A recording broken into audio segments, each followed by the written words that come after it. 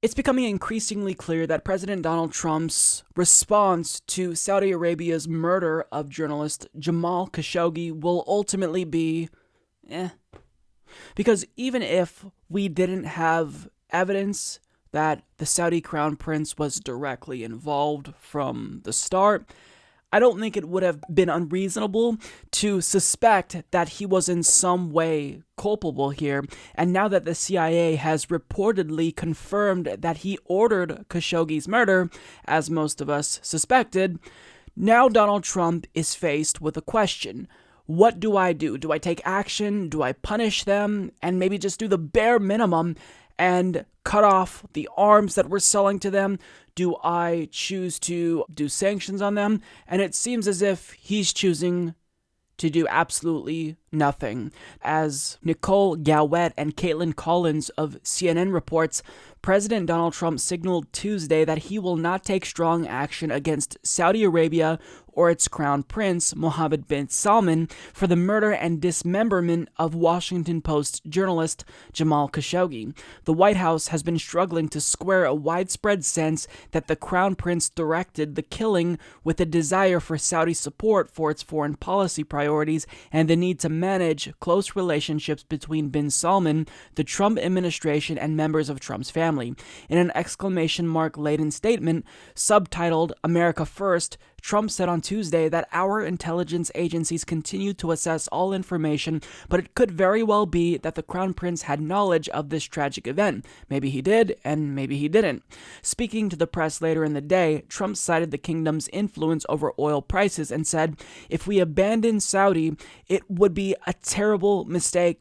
He also said that he was not going to destroy the economy of our country over Khashoggi by giving up arms deals to Saudi Arabia. And in addition to essentially admitting that he's not going to do anything, he took the time to go on Twitter and actually thank Saudi Arabia. I'm not kidding about this. Saying, quote, oil prices getting lower. Great. Like a big tax cut for America and the world. Enjoy. $54 was just $82. Thank you to Saudi Arabia, but let's go lower. So for an administration that hilariously at this point still tries to pretend as if they give a damn about human rights, what he's saying here is that we're not going to take any action, even the bare minimum. We're not going to do even that.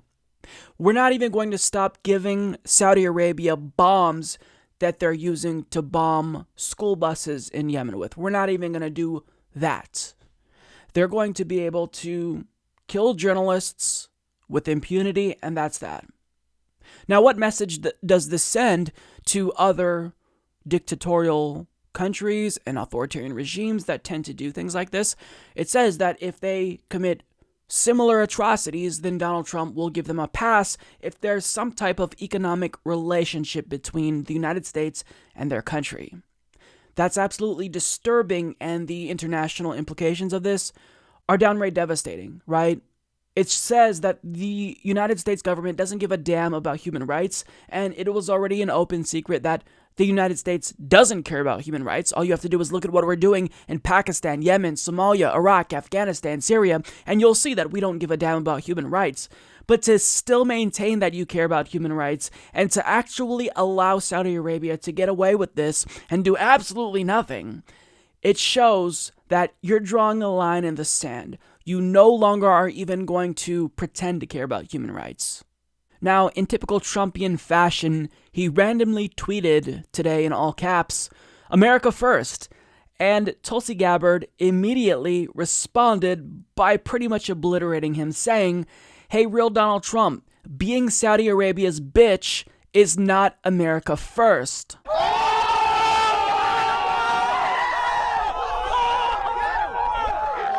So make no mistake about it, the gloves have come off. Because the United States' relationship with Saudi Arabia to this point, it's indefensible.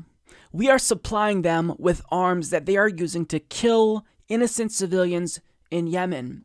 And when they gave us a very good reason to cut off all ties with them by murdering a journalist, we're still choosing to not do anything. So to say that he's Saudi Arabia's bitch is pretty accurate. And I absolutely commend Tulsi Gabbard for calling him out like this. I have a feeling that she's going to be tone policed by pundits in the media who are going to say, oh, you can't call the president a bitch. This is so unbecoming of our democracy. And what about decorum? No, I think that what matters is taking a stand and taking action when we're doing the right thing. Words don't matter. Words don't mean shit in this situation because Donald Trump is showing that we can just sit idly by and allow Saudi Arabia to kill journalists, to commit murder. And when we have evidence that the Saudi crown prince is culpable here, is directly involved in this murder of a journalist, we're still not going to do anything. So if you're going to tone police Tulsi Gabbard about this, think about what really is more appalling here. Now, I'm not saying that the media is going to tone police her or, feign outrage, but it wouldn't surprise me. That's how bad our media is. Now, Donald Trump was also criticized by someone else who hit back pretty hard.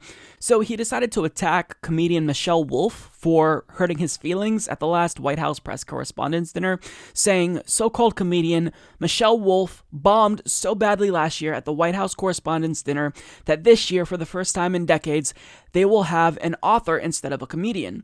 Good first step in comeback of a dying evening and tradition.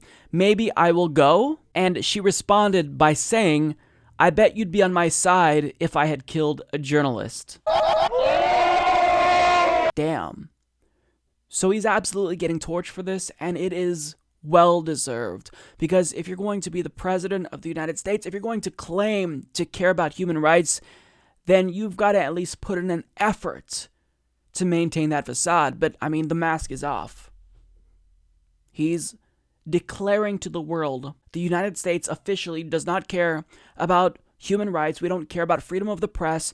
And if one of our allies commits an atrocity and murders a journalist, we will do nothing because economic interests are more important. Oil is more important to us than a human life. And then human lives in Yemen, because that should have been the main catalyst that should have gotten the United States to move away from our relationship with Saudi Arabia, but that didn't do it. This won't do it. So oil's more important. The profits of defense contractors and the defense industry is more important to Donald Trump, and this is what he's communicating to not only you, but the world, and it's absolutely morally reprehensible. Support this podcast by becoming a patron at patreon.com/Humanist Report.